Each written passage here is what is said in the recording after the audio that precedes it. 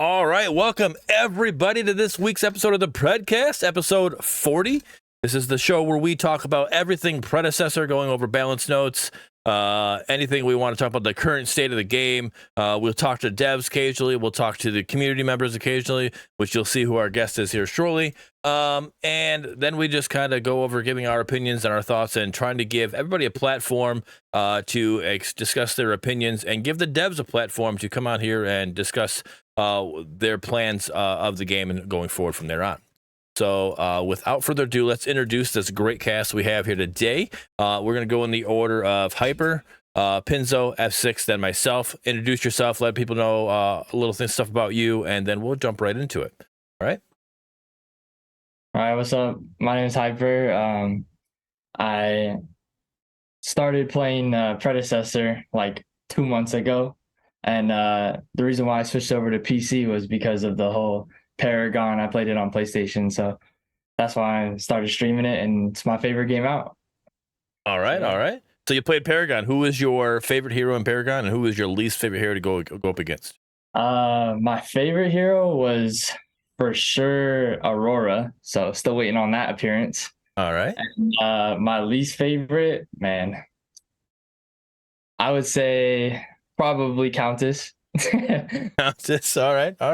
Respectable. right. It's understandable. All right. Pinzo. Yeah, what up? I'm Pinzo, streamer, YouTuber for Pred. Stream every day at 1 Eastern. You guys can catch me there. Videos go up a little bit before stream starts. Yeah, I don't know. That's about it. That's all right. All right. Efsixx. What's up, guys? My name's Efsixx. I stream over on Twitch and Kick. Drop some YouTube videos as well. Trying to upload a little bit more for you guys since you guys wanted that. Also a color caster over at PCC. So that's a fun time as well. So you can find me over there as well. But other than that, I'm here, baby. All right. You guys got that's coming up not this weekend, but next weekend, right? PCC? Yeah, next weekend it's going to be September 2nd and the 3rd. All right, so you got quarterfinals next weekend off, or this weekend coming up off, and then you're going ham next weekend. All right. Sure. All right. So let's jump into this balance. Oh my gosh, I can't speak, guys. Let's jump into this balance patch real quick. My overlay's not working, guys, so we'll just have to kind of talk about it as the points we want to talk about, so we can't go over it. But you guys can find the balance patch either on Predecessor's Twitter or on their Discord in their announcements tab, or if you're part of Windows Discord or my Discord, we have the announcement tabs automatically posted in there as well. So you guys can find balance patches almost everywhere. Even correct me if I'm wrong, Efsixx, and even Pinzo, I know you use it as well. Reddit, it's on Reddit too, right? You can get the balance patches there as well. Yeah. So they're posted pretty much everywhere if you guys haven't seen them yet. So my apologies for not being able to bring them up on stream like we normally do, but we're still going to bring them up and talk about them and go from there. Hyper, what was your favorite thing about this patch that you saw? I would say probably the Zarus. What they did to Zarus. All right. All right.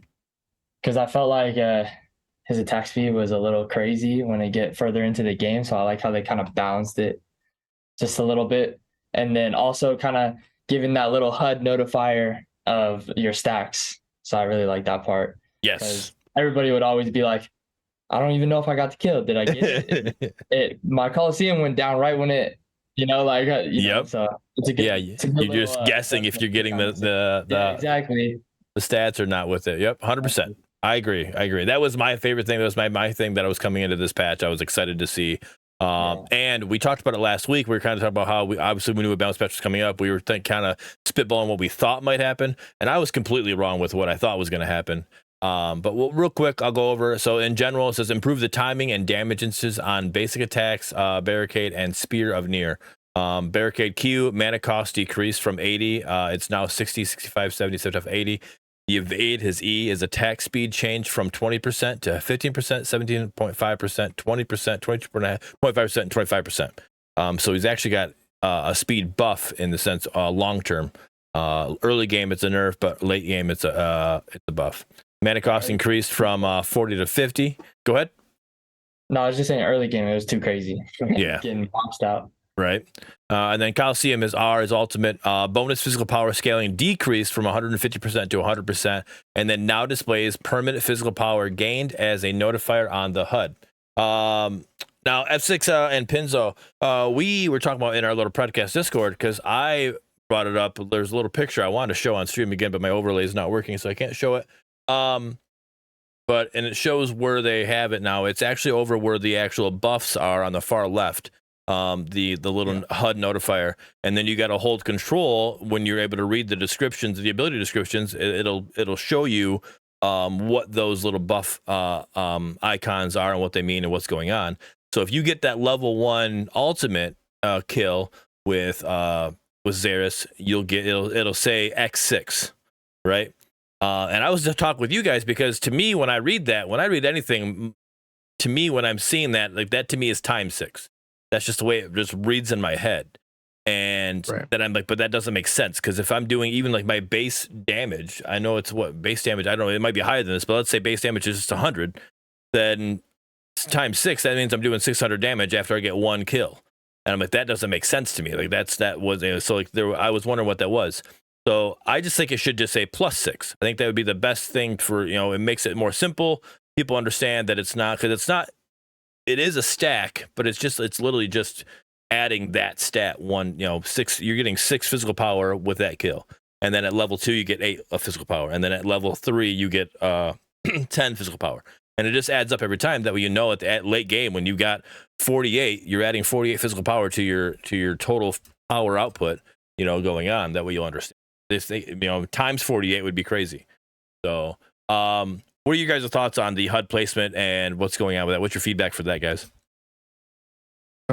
Honestly, I think they should have just put it kind of like several stacks, just kind of inside where the ability is. Because just only having to hold control is just a little bit too hard. Not hard as in like it's a really huge problem. It's just not a very good quality of life feature. So just having it down there where you can just look at and see is a lot better. And you probably wouldn't have that problem with the ×6 if it's just there, because you get to see just the number that you have the power on, right? And then you'd be like, okay, I have 12 power. I don't need to worry about the X mark. So I think that would fix a lot of problems with it. But overall, I mean, I like that they're listening to the community. That's the big thing. Like, okay, we want to see this. So at least they try to implement it in some way. And now it's just for them to fine tune it on where to put it. So I 100% agree. That's why I actually was looking there. I'm like, I don't see it on the HUD. And that actually made me reach out into our partner Discord. I'm like, hey, where do I find it? Like, it says it's here, but I don't see it at all. And even my community is saying they haven't seen it in the games that they played. So I'm like, where is this? And then that's where I got the screenshot of the picture of where it shows up, and they answered that question. And I appreciate them. It was a really quick reply, so I really appreciate it coming from them doing that. But then all right, well, now I know where it's at. But then that's when adding all that into it, I'm like, well, wait a minute, this doesn't look right to me. Pinzo, what are your thoughts on the bot? I couldn't find it the first time either, to be honest. I was like, I don't know where this is. And to be fair, I didn't look very hard. But no, I agree with Efsixx. I definitely think it should just be a number, like at the bottom of your screen, you have the R diamond. Yep. It should just be a number on top of it. 100%. To be completely honest. They also need to reword the ultimate, because I don't know if it's bugged or what the actual intended interaction is, but currently you only get power if you get the final blow. You get the final blow. Yes. Yep. You have to get the final hits. You don't get the power if you get an assist on the person who you ulted. So it definitely needs a rewording at the very least. My issue with it is that to be honest, I think you should just get power for everyone that dies in it. I don't think you should, if I hit a 5-man ult into a 5-man Gideon ult and he kills everybody, I think I should get power for every person that dies in the cage. I mean, obviously you tune back the amount of power. You make it 5 or 6 flat for the whole game, but I think you should just get power for every person killed in it. I think that the fact that you can only get 6 power on a 150-second cooldown when blink when every person in the game has a blink that gets them out of your ultimate for free. Yep. I really don't think it would be too strong to just give him power for every person killed in it. Yeah. It was. I played against a Steel yesterday, and finding out that a Steel he can blink. out of it. 2, he can ult out of it. He can ult out of it, and then what I've heard is he can charge you out of it, out of your alt.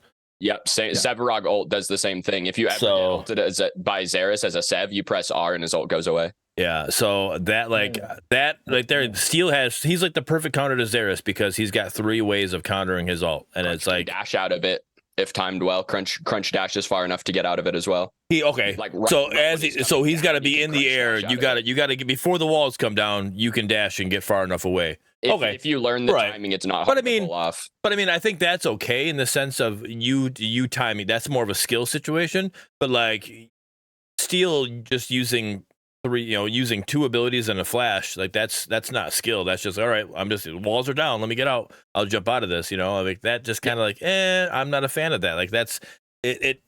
It just makes it even harder for that. What I'm saying is basically his push should not be able to counter that.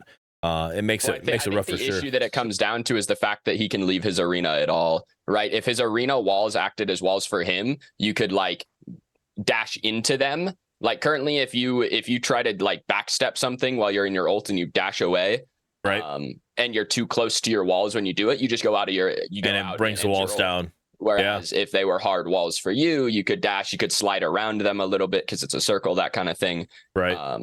So I think that's the issue that it comes down to. Yeah. So I almost think with that information, I almost think that maybe it should be a hard wall for everybody unless Zarus like hits the ultimate again or something like that, like reapplies the button, and that way he can cancel if he wants to get out. Because maybe you all, and then it's like, wait a minute, it's a 2v1, I'm not gonna be able to win, I need to escape. So like you want to like, all right, let me get these walls down so I can get out of here. I think that would be the best thing, but like have it be a hard wall until that button's pressed again. That way you don't have a Steel shoving you out of it, or Sevarog ulting you out of it, pushing you through the wall. Yeah. So I think that would be maybe a good quality of life change for that situation.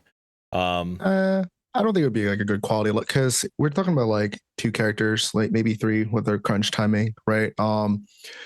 If you're trying to as of right now, but we're hoping this game's gonna have 150 characters like League of Legends, and there's going to be more characters that are going to have that situation. So then I'm like, it's not right now. It's just these 3, but we only have 29 characters. Like we want more than that, and there's going to be other heroes that are going to have that ability more than these abilities as well.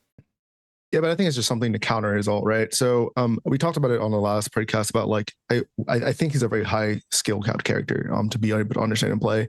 So I think that having it there is the designer's understanding that we need something to counter his ult other than a flash, right? So if you just have only a flash you can use, or these certain characters, right now, that's pretty good, right? You have something other than a flash to be able to get out of his ult, other than Decker, right? And Kalari to be able to jump. Greystone.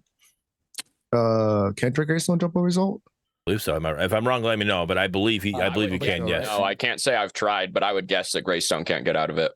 I know Greystone's leap's a little bit weird, but I think it's a good factor to have in there for him. I think it's a natural counter to his ult that is able to keep him balanced. Because I think if you put the hard walls in there, I do understand, like, yes, now you're changing it to where like you can free yourself, but now the enemy doesn't have a way to escape other than to blink.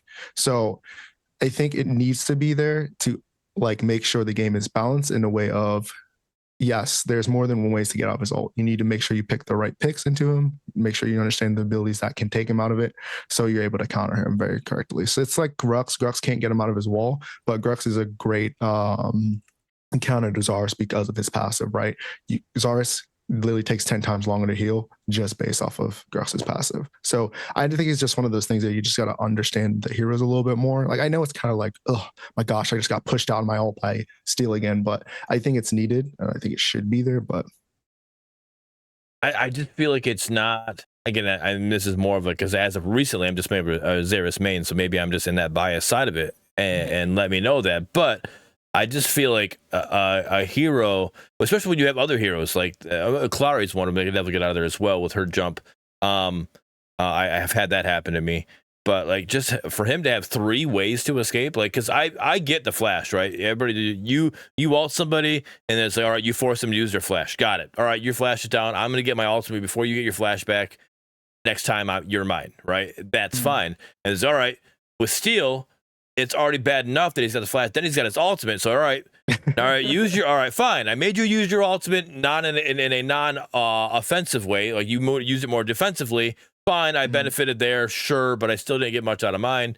Okay, I'll get you next time. It's all right. Then you ult him again, and well, now he just charges you through. It's like, dude, when? And that's going to be on cooldown before I get my ult back. So like, there's no way to truly counter, like to actually ult us. Like you can't, like, there's no point in doing it. I mean, you literally have to wait until you have to, like, all right, wait for him to charge, all right, charge is down, and I know his ult's down, and I know his flash is down. There's only a perfect time to finally get this hero. All right, now I can ult him. And it just makes it almost, it makes Zarus, because that's the biggest thing about Zarus is his ultimate. And that just makes it completely not fun in that situation. Okay. So let me pitch something at you. I understand that situation. I agree with you that it's very annoying. And having Steel, we already know Steel is a big counter to a lot of things. But is the anti-fun character. Right? Yes. Yes, because he counters everything. Sorry, real quick.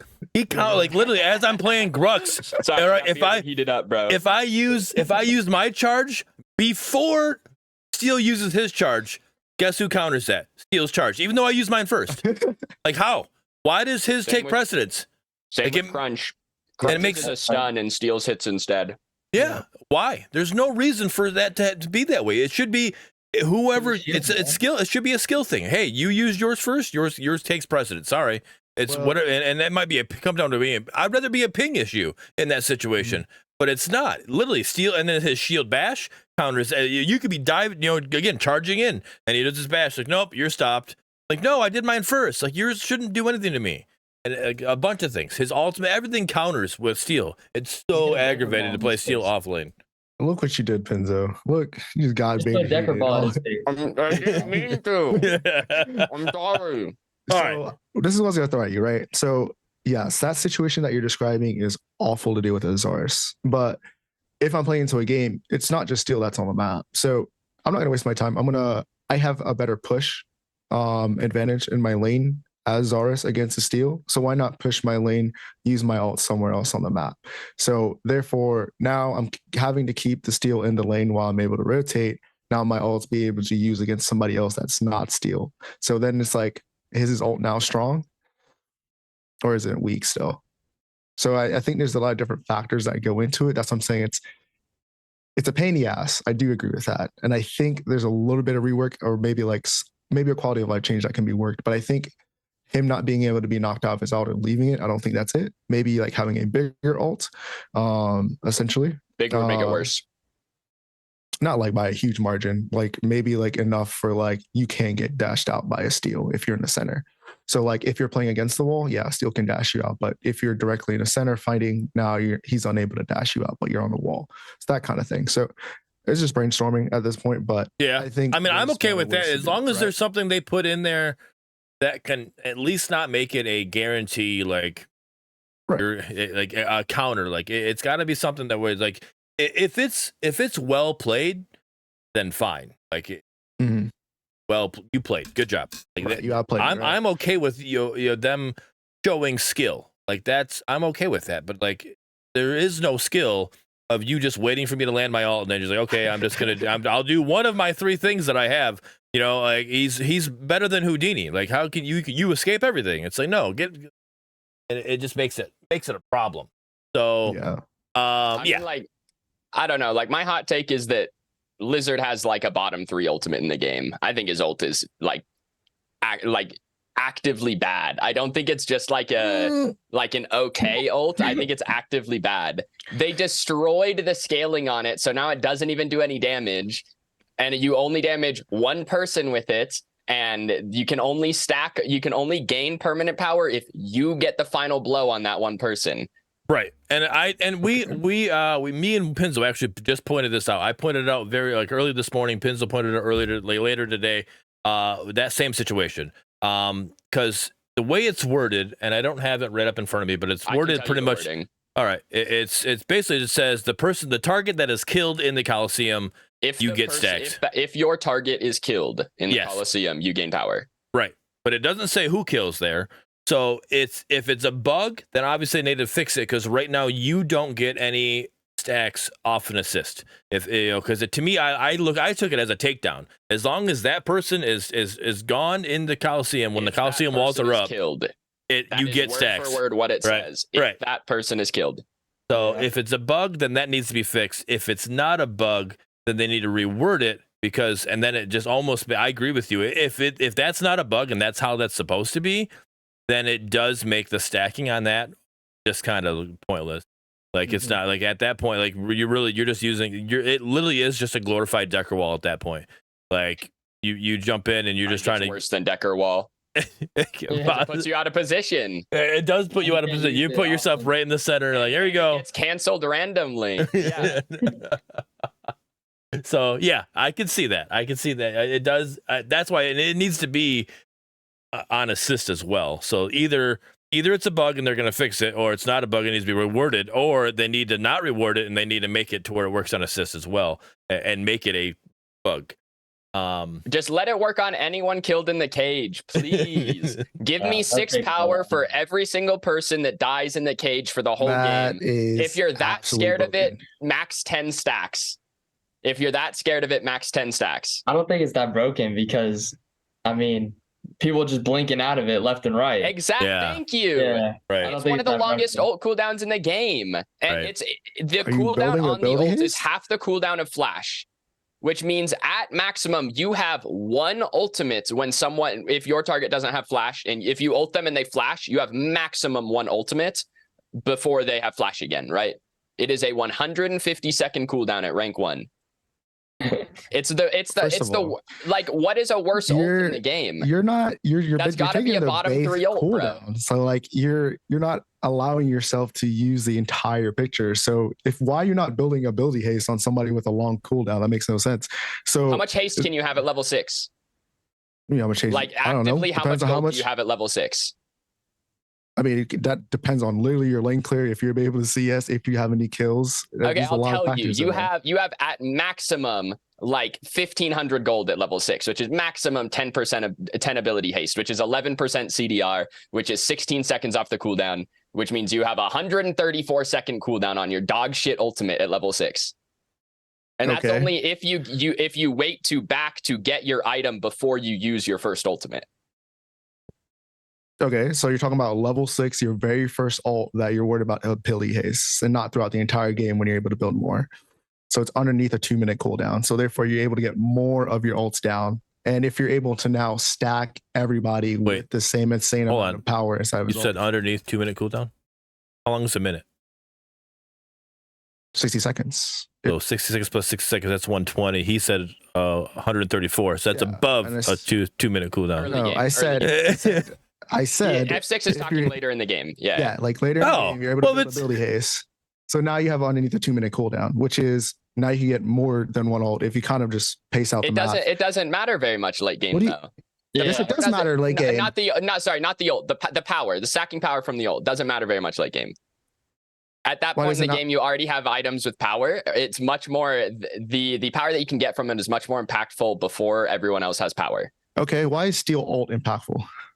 It has crowd control on it. Okay, what does Zarus ult do? Not do crowd control.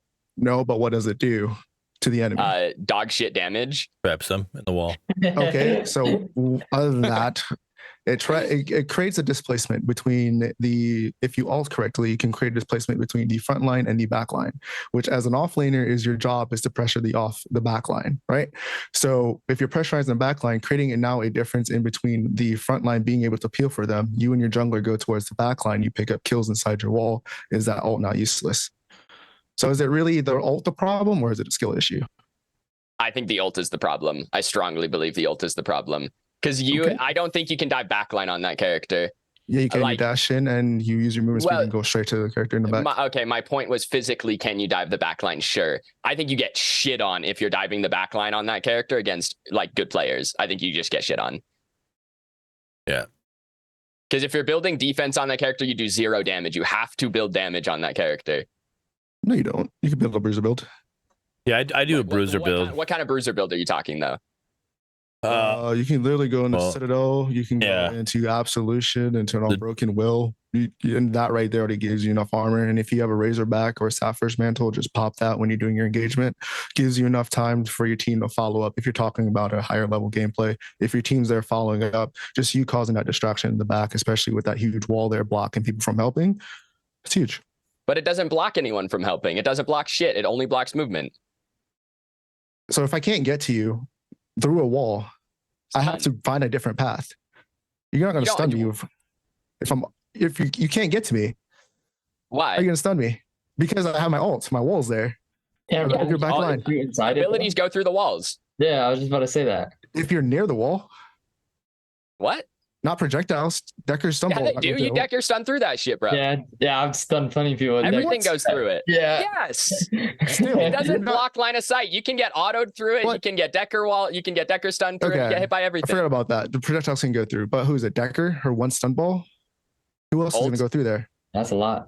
That's a lot, man. That's all it takes. If you're 1v1ing a carry and you're stunned for 1 second, you just lost the 1v1. You as a counter, as the enemy Zarus, you can also ult inside of it. So I've had Zarus's ult away from me, and I ran up to the cage wall, and I've been able to ult inside his cage.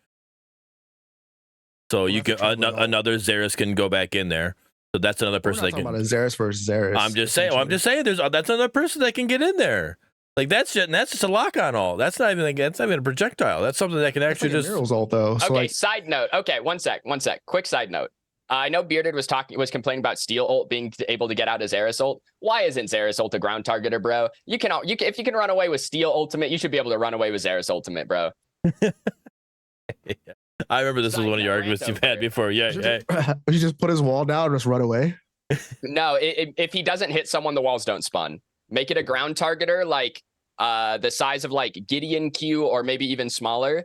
And if you hit someone with the damage, it spawns the walls. If you don't hit someone, then it doesn't spawn the walls. So you can use it to jump away if you need to, but you don't get the walls. If you miss it, you don't get the walls. So you only get the walls if you hit somebody? I think because I feel like people would whiff more on Zarus ults than you would have as people whiffing on Steel ults. Well, I have a question. But that's the point. It's skill gap. Like, what if Aurora is in the game? Can you know her ability where she creates that? Yes. Where is she going to be able to go over that now? And then the team follows her into the. I mean, I should be able to. I don't see why they wouldn't be able to. Well, that's just being outplayed by the character. That's the strengths and weaknesses of everybody. I don't understand.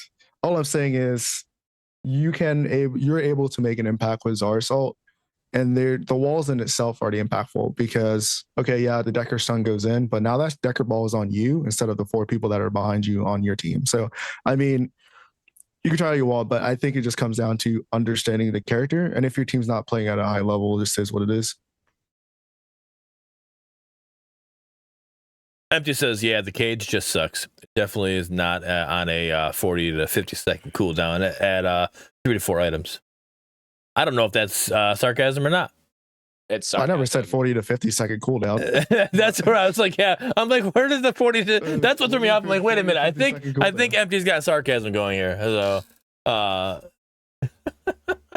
so all right. All right. So, all right. Let's go on back to the patch notes. Pinzo, what was your favorite thing that you saw with these patch notes? I don't know, man.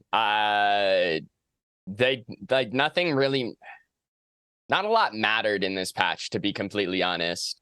Like I don't know. Like there were very small number tweaks. I don't know if they're just if they were worried to change stuff before PCC, because this is the patch that. What about? Let me ask you this then, because I know I've seen you play this girl before. What are your thoughts on the Klari changes? Yeah, I mean, sorry, it's super, super windy outside. If I drop, then you guys know why. All right. I think the Klari changes are fine. I don't think that it realistically stops the character from what she wants to do. Like in the jungle, I think she's just fine. Like the Q, whatever. You get some healing back. It's not very much. The right click damage does matter, but really only on like your first red buff. Like they the damage to players is going to be the same. I think that it takes you 4 more autos to clear red buff. I just don't think it stops the character from doing what she wants to do. I think it makes her marginally better in the solo lane, actually, just because now you can heal with the Q marginally better. But I don't know. I would have liked to see some slightly larger changes, because I can't name, outside of Zarus and Kalari, I couldn't name another I couldn't name another change. In the patch. All right. Grux got a big buff. Grux did get a one. It didn't I need don't- it. Hey, leave my boy alone. No, he did not need it. He did not need it, in my opinion. But it was nice to see he got a little buff. I mean, one, Innomator's changes, we've seen their changes in all the patches up till now. They do not make big changes. I mean, the biggest change they made was taking 50% away from Zarus' ult, right? And that's how they do things. So, I mean, there's really not going to be a lot of these big changes, but I still haven't found that Kalari's Q really that impactful. Late game, it's all right. It's not really even noticeable late game, even though you're in your queue all the time. The most especially I've when gotten you're it up to is like plus 23 from like health per second from pressing Q for 8 seconds or 7 seconds or however long it lasts. Okay. It's not very impactful. Maybe we need a little bit more time on it. But from what I've seen, I just hasn't really been impactful. But Grux does feel very nice. I think the little tweaks made him a little bit stronger, which makes him a little bit more impressive. And then Zarus feels better. I think the cooldown on his Q early game was slept on. I didn't think he needed that buff, but having that on a quicker release is pretty fun. But you just have to watch out for your mana, especially with that E going up as well. But other than that, did you notice any of the hitbox changes on him, Efsixx? His Q hits a little bit better. I think it's easier to hit his Q. And his spear feels like it's not as wide. But it's throwing, it feels better to hit, if that makes sense. So his like little thrust is like kind of the same, but like his actual spear throw feels a little bit better. Like the spear flies a little bit faster. Because I think the auto attacks feel much better now. But like me personally, and again, I play on like 65 ping, so it could be a ping thing, but the Q feels like they didn't adjust the hitbox at all. I'm still getting a bunch of like ghost hits on it and things that look like they should be hitting that are just not. So I think that's a big problem with not having, because I know he's not a range character, but he has a slightly increased range. And I think having that little range marker to tell you where your autos are going to hit, I think that's a problem, because like it's a very fine line between like figuring out exactly how you hit the minion. I think that's what really the problem is. So if they can kind of add like a little indicator of like, not for melees like the close range guys, but like Zarus is like a special case where like it's a little bit longer. Give me like a ruler on the ground. Just like they have the little thing for ranged heroes at the end of it. Just give me like a line, bro. Yeah. Yep. So something like that I think would help, because I don't think it's his auto attacks is the problem. I think it's the range that are people trying to figure out what his auto attacks, right? Because when you're super close, you can hit it, but then you're like, oh, this character has a little bit of a reach. Why can't I hit this from here when it seems like I can? So I think that's really where that comes from. Well, the timing was kind of bad on them. Like they did damage at a weird time during the animation. Like it wasn't quite right. I think that's actually screwed me over. I think because I played Zarus so much on release, like it got to a point where like I could play him. I had him every time I wanted to be him. Like it had no issue. So I played actually quite a bit of him. And yesterday when I was playing, I'm sitting there like last hitting. And it's not like, what's going on? Like, why am I not getting the actual minion kills for this? I'm not like, it was not working. I'm like, I would hit and nothing would happen. Then the other minion would kill it. I'm like, what is going on? And I don't think it was a range thing, because I'm getting the audio feedback saying, hey, I hit him, but I wasn't getting the last hit. So I'm like, why? Like, I'm like, what is going on? Like, I know I'm hitting. I don't know why I'm missing this. And I don't know if it's because I'm so used to the timing of what it was when it was bad per se, and then now they fixed it and now I have to get used to this timing or whatever, but like something's up there. I'm like, this isn't feeling right to me right now. So I got to figure that out. It might just be like getting used to kind of thing, because after like 2 or 3 games it kind of just felt normal to me, just doing that, and I think it's just playing a little bit more. But Sparrow, I don't understand the Sparrow, the 0.05% buff to each stack. I think Yeah, that's reducing next the level. right. stacks. Yeah, I was like, Well, correct me. Was it a bug fix? Was it showing max stacks being higher than was possible, or did they actually lower the amount of Well, stacks? it was both. So the max health Description damage now, per cool. stack, increased from 0.5% to 0.55%. So we got a 0.05% increase. Stack duration decreased from 5 seconds to 4 seconds, and then there's a bug fix. Description now correctly states 6 stacks maximum. Okay, because So yeah, that 0.05%, like maximum. Like I, at that point, it's like you could have just made that and just have it be the normal, and people wouldn't even pay attention to it. Yeah, But- like they took off a bunch of damage, but then like the scaling went up. So I'm like, that's not really helping her early game, because if it's going to be scaling better, but the damage drops down, like it's just kind of not there. So I don't know. I don't know how I feel, but I also don't play carry, so I really don't have too much to say about it. And I'm definitely not going to be playing Sparrow if I'm playing carry. So right. All right. You know, is that So non-movement? mobility character, dude. all right. So real quick, Greystone, his stoicism is his passive. Deflect cooldown not correctly. It's a bug fix. Both these are bug fixes. Deflect cooldown not correctly reduces with level, and the deflect is no longer affected by ability haste. All right, and then Grux, his attack speed growth increased from 1.5 to 2. Smash and grab is Q. Mana cost decreased from 100 to 90. Bonus physical power scaling increased 70% to 80%. That I feel was needed, because one thing with Grux is his mana usage. Like you go to lane and you do like 3 abilities. Next thing you know, you now have to back because you have no mana. It's like I'm just trying to clear wave right now. I'm not even in a fight yet. And like now I can't even stay here because I can't fight. His mana usage was crazy. And then you go up against a Shinbi that doesn't do anything with mana. Like it's very aggravating. His crush, his E damage increased. Basically, yeah. From 7100, pretty much. At total at final level 190 to 210 is what it changed. Yeah. For those you think like none of those buffs fix Grux's issues.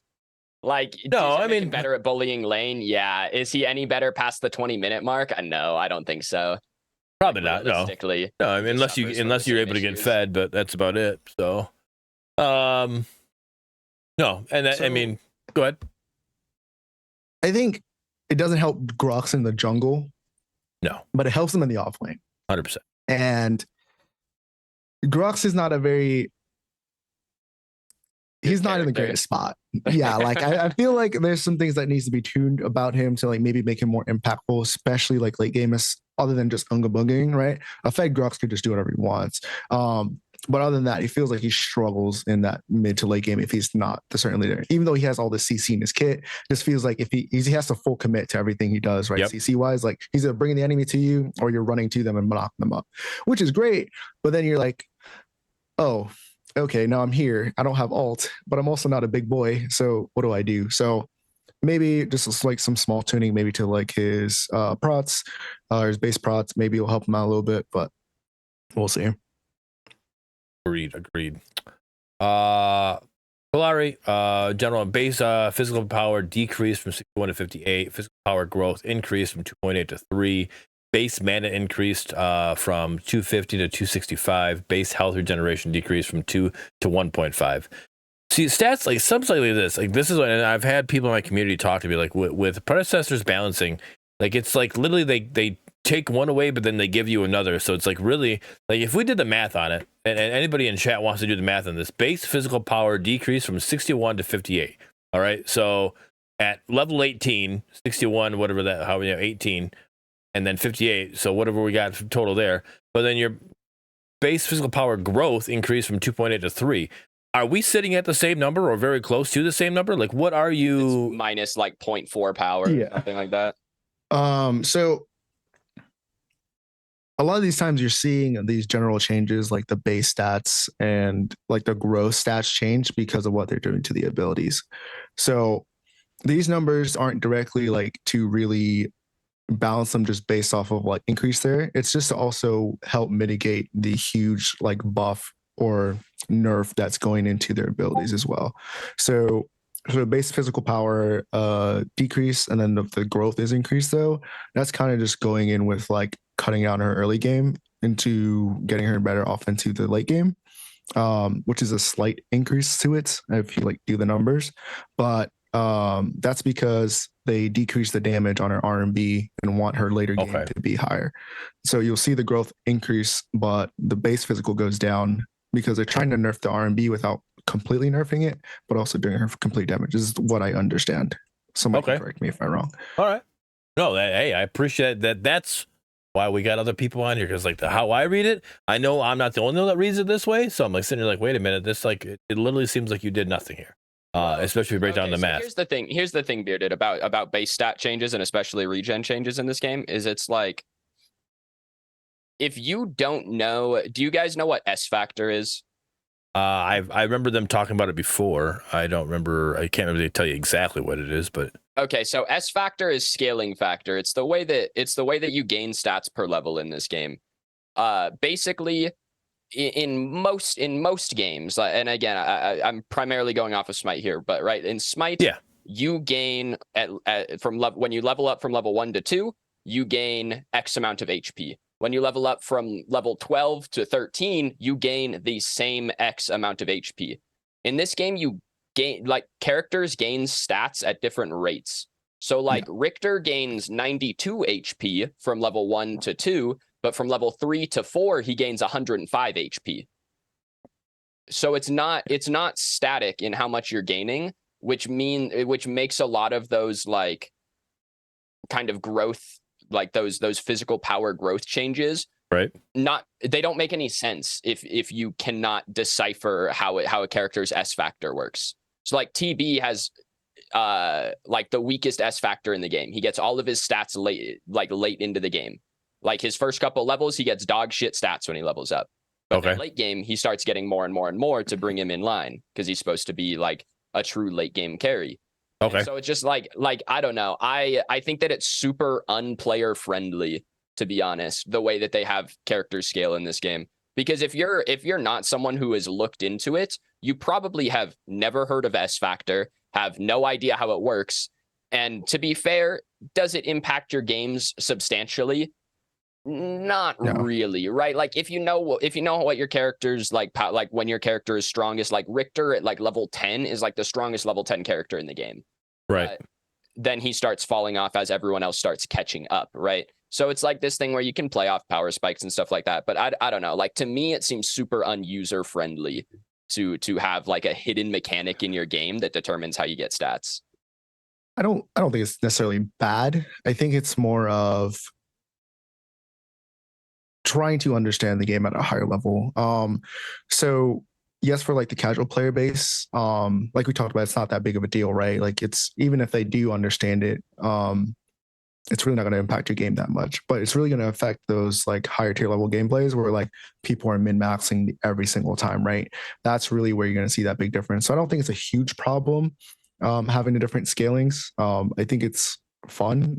Also, I'm a nerd that likes to go into the numbers, so that's probably why, but I don't think it's a huge problem. But I think if they're able to like at least being able to explain it better, like maybe through like through like the stat screen of like having like a base like increased number, like in Smite you can kind of just see like how they level up, like what's going to happen. Well, it shows you the exact stats, though. HP per level, mana per level. Like you can't do that in this game because it's not static. So it's not static, but if you go off base, just off the base numbers, you should be able to at least go on there and tell you the numbers, what your base getting, right? But it's not. There's no base. It's not a static number. I mean, technically it is a static number. It's just based off the multipliers. If that makes sense. I'm like, okay, so I do understand what you're saying, but like if I go into a stat screen and it says, HP per level 100 times 0.95 times level or some shit like that, I'm gonna lose my mind. If you're gonna make me do like calculations to figure out how much HP I get at each level, I'm done. I'm out. I don't care. I mean, it could just tell you the next level that you're going to level into, but. Oh, you mean like in game? I was thinking like hero screen, like in the main menu. Oh, I mean, in the main menu, I mean, I think they could just like have where you just click it and just be like, hey, this is, you go into like a detail screen, like a detail statistics screen. I think I said that word right. And then they could just show you there. I don't think it's that big of an issue. But like, how would you? I'm just curious how you would show that in a detail screen. So like you have the regular hero screen, and then you have the base stats, right? And then if you're like, hey, I want to see a detailed description, it opens up a different menu with like literally a full-on detail. Like a nerd, like somebody can go in there and be like, oh, look at all these pretty numbers, great. But like if somebody who really wants to dive into it, just be like, okay, here are the numbers I'm actually looking for. This is how this person scales. Fine, it's right there for me to look at. And then if I need to memorize that, memorize it. Especially if that's like your favorite hero. It's pretty in the depth though. Yeah. I mean, hyper-turf on that. I mean, it's also not in depth to have like a base game. Everybody levels up on the same thing. That's kind of boring. Doesn't bring any skill value of understanding characters. So I mean, and like I said, it doesn't impact, or you would agree, right? It doesn't impact your game to like a ridiculous level. Like you understand where your character like has a spike and doesn't have a spike, where they thrive, where they don't. But if you want to be that person to get a lot of in detail analytics, just go to the detail character screen. You don't have to do anything but click a button.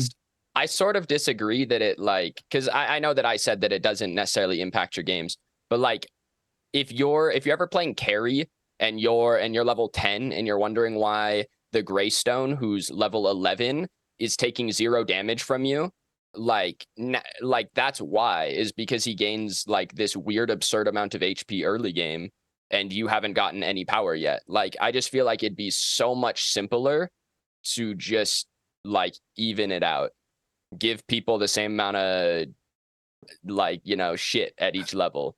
I mean, that's not going to change the assessment. Like, I mean, even if you have even numbers, it's still the same thing. Like that person's one level ahead of you. He's going to have more protections than you. He's going to have more health than you. It just is what it is. I think it's, but I don't think I agree, but I think it's exasperated by the way that they do it. Okay. I don't think so, but we can agree to disagree, I guess. Okay. I don't know. I'm lost on what we're talking about now because I don't know how they do it. I don't know what screen we're talking about looking at anymore. I'm confused. I understand what S Factor is. I understand what you're saying, Efsixx, about wanting things to be different. You don't want every hero to be the exact same because it's like models to go in there with 5 Zaruses going against 5 Zaruses. I get it. Shaded Sly says they could just have a simple graph to show S Factor, something super streamlined so casual players can see at a glance each hero's power spikes / stat growth. Right. So you ever just look at like let's just say if you're going to like your PC, like you're trying to see like where all your temperatures are at or like what your stuff are doing, right? Never once did it. Nope. Oh, you never? Okay. Nope. That's probably a bad example. So I'm not the nerd guy with you. I don't enjoy my numbers like that. So let's just say in like football or like, there you go. You're just looking at. Now we're talking. Right. So you're looking at like, oh, this how many passes completed and yada. Yeah. Right. So like, but you can go in there, you can expand it and see like the passer rating. You can see like all the little stats. QBR. Like, there we go. Detail, right? Yeah. That's essentially what I'm saying. So like you can see the very base stats and the first hero screen of like whoever your quarterback is or hero is. Right. And then if you want to see a little bit more detailed stats, just click that character or the detailed stat screen. And there it is. Every little simple information that you want to see is there. Obviously, if you're not going to be into it, you're not going to be into it, but it's there if you want it. Okay. I think that's something combining all that together with what Shaded Slice said, what you guys are talking about. And seeing power spikes, I think that'd be something like really cool for like a meta.city to have for you to like for me. I want to know like if I go in as Zarus and I'm going to be playing against a Steel, I want to put those two together. I want to see this graph. Like, all right, and this red line Steel and this green line is Zarus, and where are my power spikes compared to Steel's power spikes at levels? Like, okay, I know. Steel's got a power spike at we'll say level 6. That's when he gets his ultimate, right? And like, all right, I get my power spike at level 2 because that's when I'm able to unlock my Q or something like that. Whatever, it might be like I want to see where those spikes at, so I know technically if we're both at the same level, if we both level up at the same time, who's got the power spike and where at what point. That's the stuff I think that'd be really cool if like a meta.city or even predecessor a meta did stuff like that for. I'm like competitive casual gamers is where I would rank myself, right? I'm not out here playing tournaments, like Pinzo is, and put myself out there like that. But I am competitive and I want to play the game, but I'm more of a casual gamer in that sense. I would love to see information like that. I think that'd be great. Yeah, for sure. I think it would be awesome just so I could get to just dive into stuff and just see the information there. Obviously, it'll be a lot of work on the meta side to like really just have that there ready for us, ready to go. But I think it would be cool. Maybe All right. Lance brings in the angry emote here.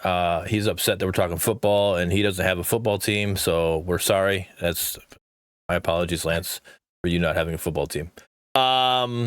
Okay, and all right. So real quick, going back to what we got here. So yeah, Clary had her changes. Shinbi's got some changes coming in here.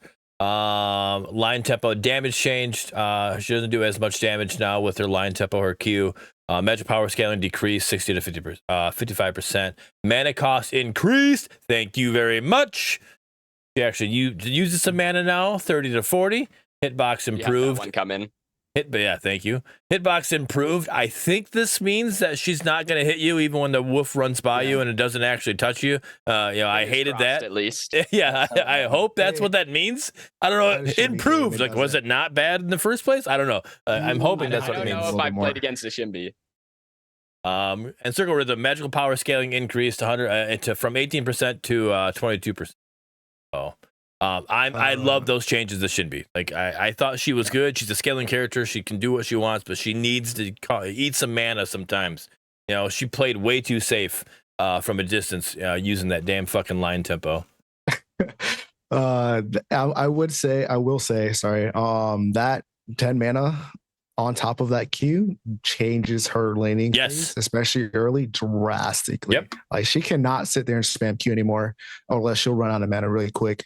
Unless she's just primarily focused on just like getting just her wave clear up. But no, I went up against her with the Zarus. Was it yesterday? Yeah, yesterday I was playing, and obviously with the change. And I realized that I'm sitting there. I had like half mana, but I had like almost full health because of my passive. I was able to heal me. I was able to heal myself, by hitting her. And so I was almost full health, and I was like half mana. And I'm looking at her; she's got a quarter mana. I'm like, I'm sitting in lane with the Shinbi that's got less mana than me. Like this never happened. So I was very excited to see that. So yes, it definitely changes her laning phase, and it was needed. It was needed. She's too safe of a pick before this patch. She's got the escape ability with her mobility that she's got. She's got the non-mana usage, and she's able to clear waves, like literally just by popping 2 Qs. Like, waves cleared now. It's like, well, you didn't even do anything. Like, you didn't get close enough for me to even engage with you. Like, nothing. It was too safe of a pick. So this makes it a lot better. All about it. It's similar to Twin Blast's wave clear in a way. The damage is like almost the same, and then the mana cost is literally the same now. His Q is ridiculous. Right. But the difference is with that though, with Twin Blast is you're also using other abilities like the grenades, to poke and stuff like that. So you're using your mana up pretty quick as a Twin Blast. With Shinbi, you didn't have to. You literally just sit back and just pop the Q. You didn't do anything else. You don't need to do the circle rhythm because you're not playing close enough to use a circle rhythm. You're just sitting there like, okay, let me throw my wolf at it. And it's so boring. So boring. I can't stand it. That's obviously me on the opposite side because I don't play Shinbi because, again, too safe of a pick. Wolves? I do like wolves. I like Wolverines, though, not wolves. It's a completely different animal. But, all right, Twin Blast, his R, bonus physical power scaling, bullet decreased from 18% to 16%. So that's going to make him feel a bit better. Hopefully not one-shotting people with his ultimate. You guys let me know how that's feeling because I don't play carry that much. He's still one-shots. Still one-shots? All right. Yeah. So we need... What's got to change to fix that? Amount of shots. Yeah, literally the fact that you're shooting like shots. 500 bullets. What is even that? Chill out. Yeah, he's gonna have to shoot like maybe like I'll probably say like 15. I think 15 is a good amount, but you got 25, right? Yeah, it's a lot of bullets. 25. I don't know what the base is because it scales with attack speed. He shoots more bullets with faster attack speed, and his passive gives him attack speed. Yeah, okay. So I'm saying change the base to 15. So that Okay. way, at least we can cut it down, even if he does bullets. So like you have to focus yourself into attack speed to get a little bit more bullets out of your. Does he get more bullets out of it? With attack speed, it scales with attack speed. That's why phase is such a good combo. Because phase ult gives him That's like so an extra disgusting. 8 bullets on his fucking ultimate. I didn't That's realize that. disgusting. Three Yeah. damage. All right. And the other thing that's in this patch notes is the new hero skin, which brings us to our next topic. The new hero skin that you're able to get is Muriel. It's like a blue and gold Muriel, almost close to the colors I like here, but I'm not a Muriel player, so I won't buy it. Right. And I don't know how much it costs. I didn't check. It probably costs 1,600. No, just kidding. 600. All right. Yeah. Still $6 for I guess $6 for a recolor isn't too bad. It's our best they- skin. Yeah, Change my mind. Well, I mean, okay. I mean, when your I base forgot that when it your was in the base patch. skin I is didn't literally no colors at all, yeah, you're right. It is their best skin. Like, I forgot that it was in the patch and I didn't check the shop. I literally haven't looked at it. I honestly think a different character should have gotten a skin. Because Muriel has No. 2. Like Richter. Richter's other skin is the no bueno. yeah, that bronze skin is pretty bad. No, That's for sure. Plus 10% hook rate on it. What do you mean? yeah, No, it's plus 10. That's your script, Efsixx. Your script has plus 10%. All right. So on to the next topic, though. Reddit post that Efsixx brought to our attention. Somebody posted, and they're talking about the face changes to heroes. Muriel being the main one, showed in the Reddit post, but they're also talking about Bellica and Sparrow, and maybe a couple other ones. I didn't read too far down the Reddit post because I was busy doing what I was doing, working today. But I mean, what are you guys' thoughts about them changing the faces from the original Paragon face plates that they had to now being these, what the Reddit post was calling them, the Instagram faces, basically kind of giving them a filter and making them look more doll-like, baby-like? So I read the entire thing. Essentially, is like they're changing these faces into what everybody likes, kind of like thing. Like, you know, when like they do an anime, they all like kind of vibe like the same general faces. Instead of just like giving them like their own like I don't even know Features? but pretty much, yeah, like giving them their own features, making them their own character, right? Like what makes them them. And I think that was a good like topic to bring up. Like, why not keep them to the original? Why not give them their own kind of like their own features to like kind of just make them be them? So I don't know. That's made up for that one because I think Muriel's face looks better as a robot. I think Sparrow. I do agree. Do agree. Muriel looks better with the old original, but the other ones, I felt like they got improvements. Yes, Sparrow. Yeah, Sparrow did not. I like Sparrow because it doesn't look like a typical, like, oh, this is like a girl's face, right? Like if you look at like the actual post, they kind of have like a side by side. Yeah, and it gives her. I'll post a link in chat so people can see it. But I'm not. I don't know. I thought the Bellica and Bellica one was an upgrade. I give you that one. Bellica one was an upgrade, but I think Sparrow had like her own kind of like different feature of her face that was just like unique. And it felt like, okay, I know that Sparrow. One, that would also fix the bug of the Sparrow and Bellica looking alike on my damn screen up top, not knowing which one's who. But I don't know. I think definitely Muriel is the main point of that, and I think her having a robot face makes it better for the people that are more involved. The thing is, though, I think now I do agree with you that her having the android robot face looks better, but if we follow the lore of, I mean, and technically we're predecessor, so we should be able to follow the lore of Paragon. Kalari and Muriel are sisters. So, and I don't think Kalari is an android by any means. So I would think that she would have a face, even though she does have kind of an android body, but so does Richter. And Richter's got a full face. He's kind of android body somewhat as well. Steel, you know, so I'm okay with these androids having these kind of actual faces because at one point, maybe they were actual humans and they became these projects. Look at Boris. Eventually, you know, Boris was a bear, but now he's got android body with a bear head. So I'm okay with it in a sense because, like I said, it kind of still fits the lore and her becoming an android. You know, maybe that was her way of surviving. Do we have a lore though? We as Pred technically right now, no, but we're talking this Yeah. this Reddit post was talking about the Paragon original, so I'm talking about the Paragon original. Like the lore itself, it fits. Her having an actual face fits of it, her being a sister. Like Clary, a human, isn't gonna have an android sister. Just like, oh, I built my robot. I built C3PO here, and this is my sister. That's not how it's gonna be. Z, though? Not playing. No, I don't watch any anime. To No, be I honest, understand that. I didn't know what they looked like before. Looking at this side by side, bro, the predecessor Muriel looks really uncanny. Like, Yeah. I mean, she looks like she's wearing like A fake she face, looks like right? she like Jeffrey Dahmered someone. Yeah. Is that the guy that cut people's faces off? I don't think it was him. I No, mean, close enough.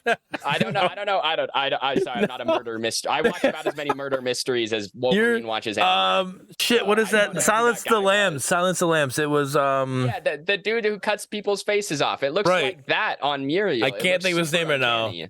It wasn't Buffalo Bill. Buffalo Bill, who it was. Hannibal Lecter is the main character in Silence of the Lambs, but Buffalo Bill was the character. It puts the lotion on. This is looking That's at who this it was. side by side. It's making me uncomfortable. Thank you, Lance. Yeah. She looks incredibly uncanny. That's what I think too. So I I didn't know what they looked like. I didn't like. To be honest, I didn't realize that any characters got like face redesigns in this game. Like I noticed the ones in Overprime were noticeable to me. yes. I was like, I know that's not what those characters look like because they all look like they all have like Korean faces in Overprime, right? So like, Yeah.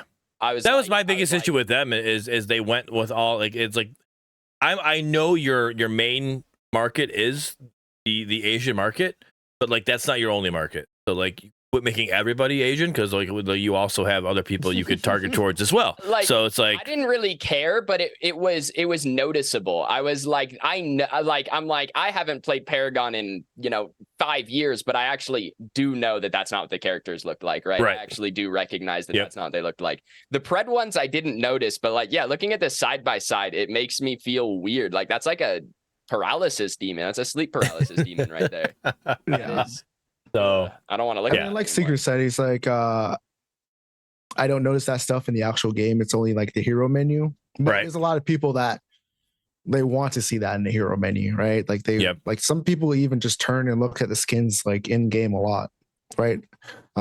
So I mean, I think it's just like one of those things, like maybe to appeal to a certain part of the community, because let's be honest, most of us, even if they do change the face, won't really make a difference to us. Just still play the game. yeah, I'll still lose but- no matter what. The face doesn't make me No win. matter- Face doesn't make me right. So, like, You- it's how not gonna would you hurt. know, bearded? How would you Because I know? played Paragon. I know. I played with those faces. It didn't help. Yeah, I think it's not gonna hurt anybody if they change it. It's honestly just gonna help people, in my opinion. So Right. something to think about. Piper, what are your thoughts on the face changes? I think the Belka and Muriel, I think those ones are kind of like they shouldn't have been done. But I don't know the Sparrow. I keep looking at the Sparrow, and I'm like, I just feel like the Sparrow one is an upgrade. Personally, that's just me though. Okay. Are Hey. Are you more? Is it because you're more attracted to the new Sparrow? Is that what it is, Hyper? It's not even that. It's just like the one on the right looks like she was raised by wolves or something. That's the point. That's the point. I don't know. What? You don't like wolves? I love wolves. I have a wolf on my arm. But I don't know. It's just like just the way it looks. It's not about attractiveness because I mean it is what it is, but like Because I she's just- already hot. Yeah.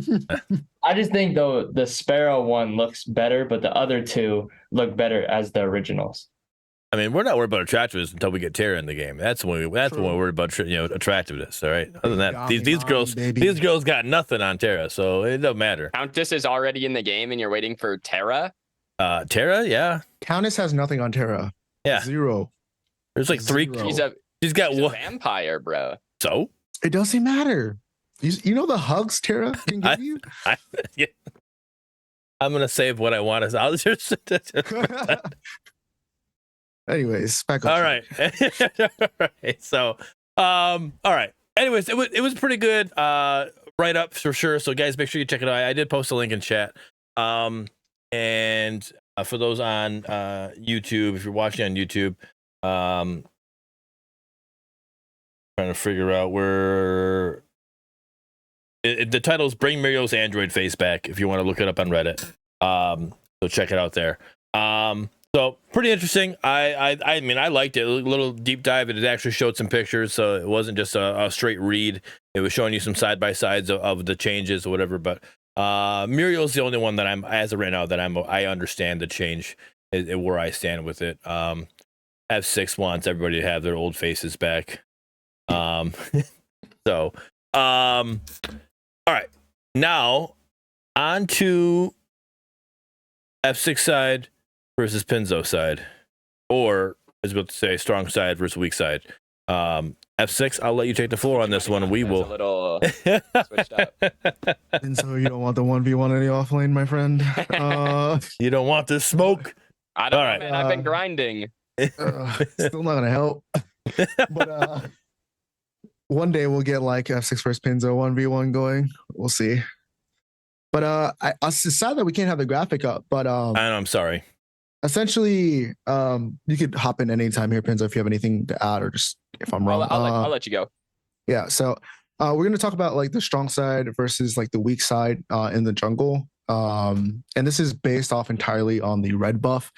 So if your jungler's red side is over by the duo lane, over by the Fangtooth, that's going to be your strong side, right? Most junglers are primarily going to focus on their red side of the jungle, and that's where it's going to be at for the laning phase. So from level like 1 to 3, you're able to get a first gank off on whatever the red side is, because that's where most junglers start. It's like if it's like a mage jungler, like a Richter or a Sevarog, it's gonna most likely start blue. Kind of helps them out. But other than that, those are the only like kind of anomalies.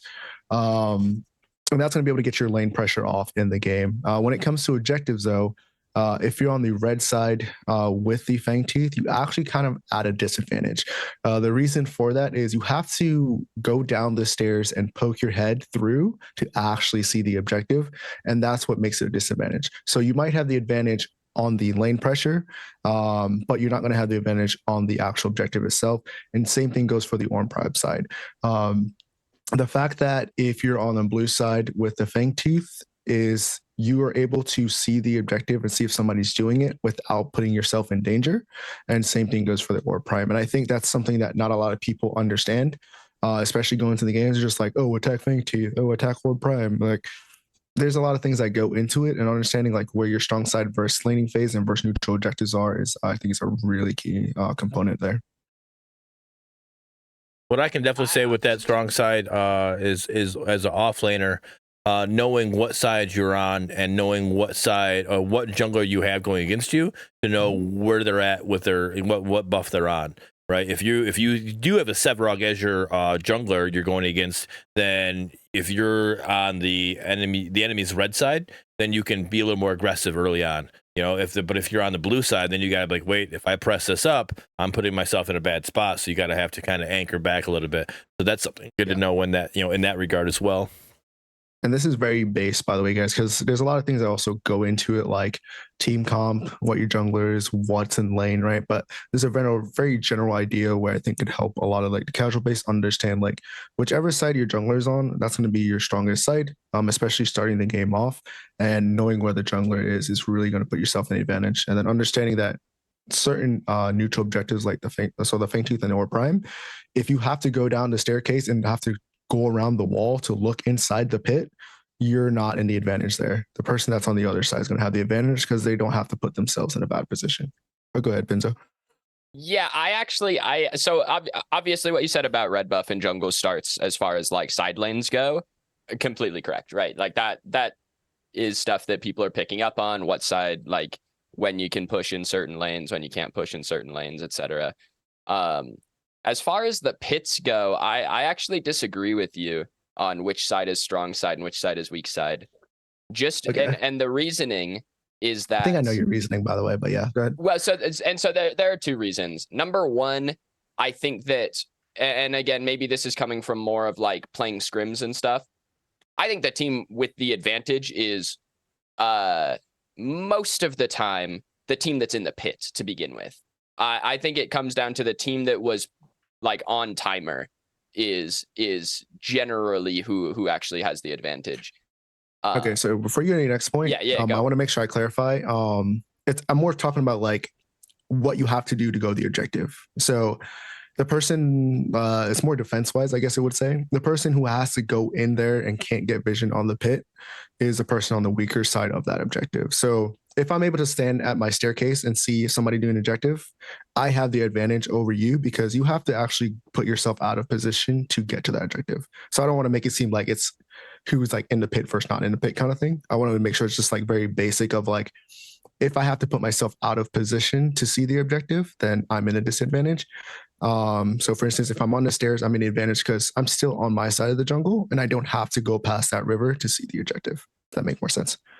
Yeah, I guess my point is that so you're saying that like yeah, you can see the objective and stuff right from safety, right? You can ward it from your own safety. You're not putting yourself too far out.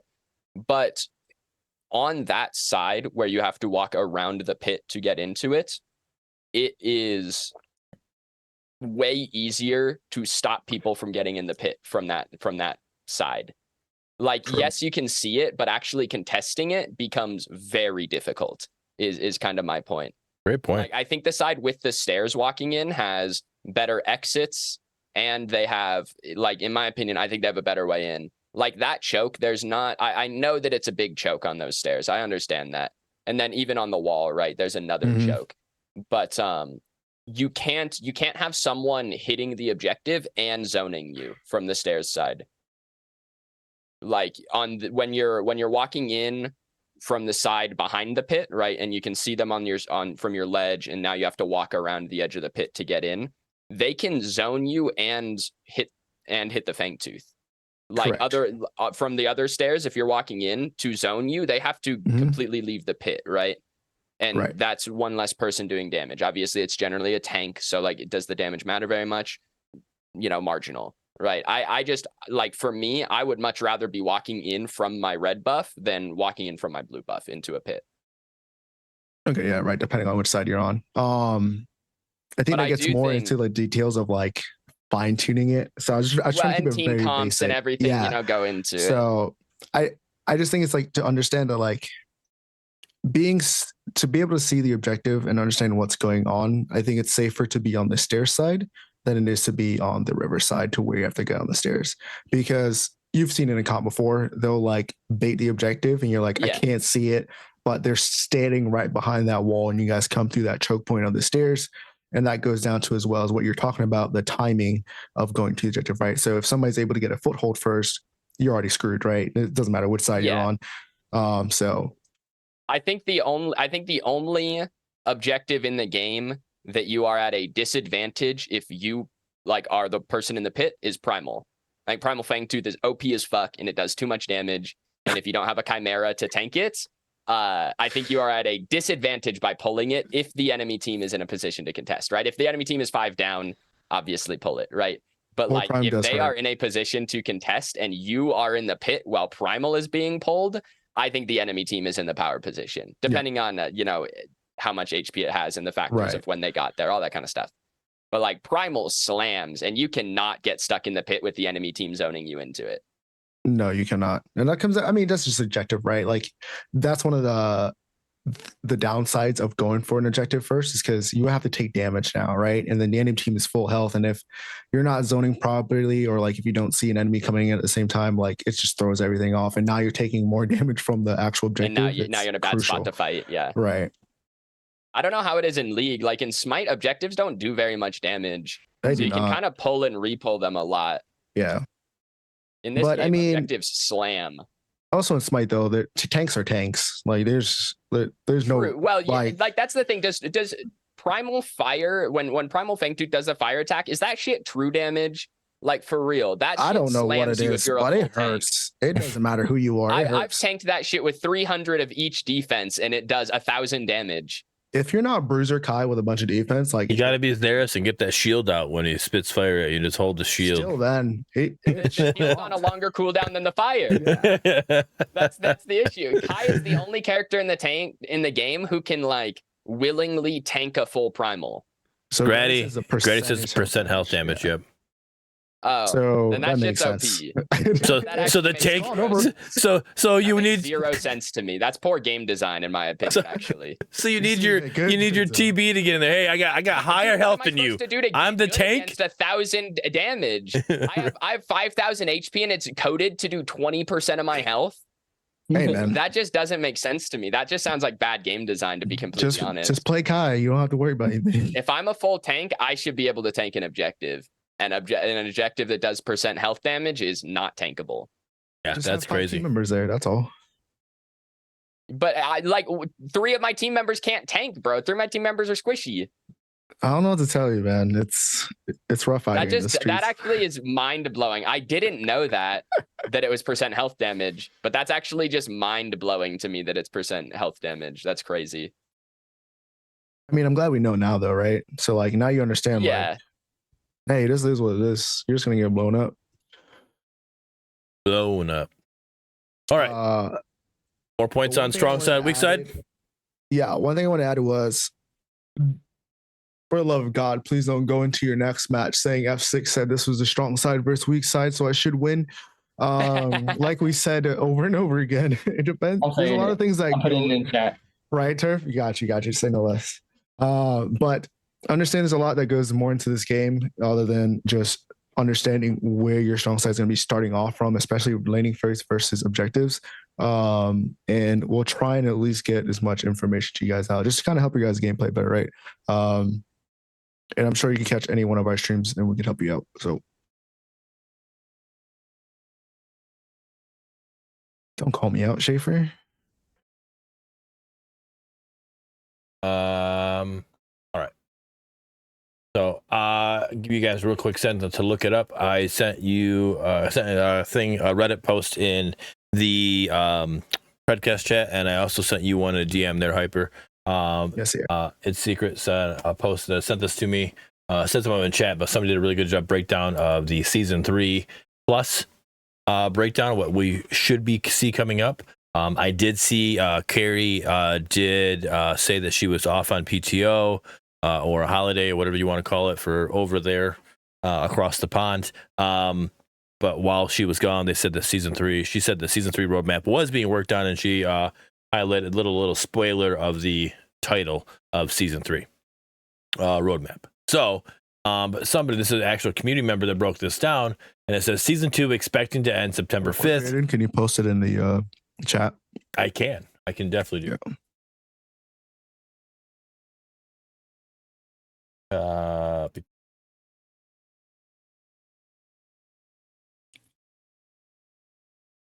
right, there you go. Anybody wants to see it, that's in chat. Again, this one's called Predecessor Season 3 Plus Roadmap. If you guys, for those of you watching on YouTube, you can check it out. But Season 2 expecting to end September 5th, they say. All right. And if you look at everything, our next Tuesday, not next Tuesday, but the Tuesday after that, which would be September 5th, is the next patch that we're supposed to be having. So it works out mathematically. New UI. All right. It says the meta developers have started the new UI, expected to release in the September update. Will not bring any changes to in-game HUD except for a new in-game store and reworked scoreboard tab menu. Will not come with lobby chat, however, will be added in the future, and will not come with the search bar shown off in the render, but will in the future. And if you guys ever want to jump in on any of this, just go ahead and jump in. I'm just going to keep reading because there is a pretty lengthy spot here, but go ahead and say what you want to say. I do want to point out, like, to make sure, like, they know, like, this is not the like official season 3 roadmap. This is just like what we've gathered throughout like the Predcast episodes, talking to the devs and all that. Yes. So yeah, this is a community members, that they're being active in chat and Discord chat, them being active at, watching the Predcast and other things that the devs have been on, and grabbing information and piling it all together. And this is a community members' thoughts of what is in the future here. All right. Rank mode. Meta developers have stated it will come post UI update. Not sure exact time frame, but some developers have alluded not until launch or post launch will come with rank icons. All right. Hey, I'm gonna ask you this, guys, because I had this discussion with Intharth the other day in Discord. What are your thoughts about rank mode? Do you think it needs to come out post launch? Do you think it should come out before launch? Do you think it should come out with launch? And what I mean by launch is full release, or no, free to play. It should be after console. It should be with console. So before free to play. Right. Okay. And the reason I say that is because they need to test out rank anyways. Releasing rank on the full release you don't know if it works or not, is ridiculous. That's scary. People are gonna get mad, very mad. So you want to figure out all the problems with rank mode before you go to full release. So I think it would be best for them to, they don't have to release it right away with console, but like somewhere in between that time. Okay. And I haven't seen it anywhere, but I was also told by Intharth that the devs, there has been devs, Ace being one of them, that have said that free to play is for release. I've been I've seen plenty of early access games where they went free to play before they went for release. So I always put that as a what's it for, like a little asterisk, like, hey, just because they're going free to play doesn't mean it's for release. But apparently that's what Ometa's trying to get, is that when they go free to play, that's going to be their full release situation. But console's coming out before free to play. So I agree with you. I feel like it should come out before that as well, because again, it's early access. This is your time to test everything, get everything ready to go. And a lot of people disagree with it, but I'm okay with them having the paid gate, is what I call it. It's a gate. You have to pay to get in, to come in, and play the game. And we'd rather have the paid gate in this situation to keep people out, because we don't want everybody coming in here and then finding out, hey, I'm not happy with the state of the game, because Meta's not happy with the state of the game right now. They still want to get things fixed and ready to go, and they want a better first impression with the masses. So I agree with you. I think things need to be tested before that. How will they do the pay to play though for the console? Are they going to do it through the store on, like, say, Microsoft Store and Sony Store or whatever, or will be you go to Ometa website and like pay for it there and get a code and then enter it in? Like, how would that work? Ooh, that's a good question. I don't know. I don't see why they would change it from the early access pay to play. I just go on the PlayStation Store and pay $20 for a pack, or pay the $30, $40, and you just do the same thing. I would imagine. Yeah, I don't think they're going to change anything different. I mean, I think that'll be ridiculous to like kind of create a new system when they could just do the same thing now and just be like, hey, it is on console, but it's early release. So if you guys want to play it, it's going to be paid for. I mean, I'm sure they can either. I think the beta release for console, they did something where you had to go through them in order to play it on console. I mean, Epic as well is the same thing, right? Because Epic's like their stepdad. I think not putting it on the PlayStation Store would be a bad move, because you get a lot of advertisement that way.